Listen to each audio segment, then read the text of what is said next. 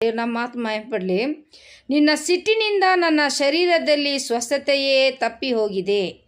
ನನ್ನ ಪಾಪದಿಂದ ನನ್ನ ಎಲುಬುಗಳಲ್ಲಿ ಸ್ವಲ್ಪವೂ ಕ್ಷೇಮವಿಲ್ಲ. ನನ್ನ ಅಪರಾಧಗಳು ನನ್ನನ್ನು ಮುಳುಗಿಸಿ ಬಿಟ್ಟಿವೆ.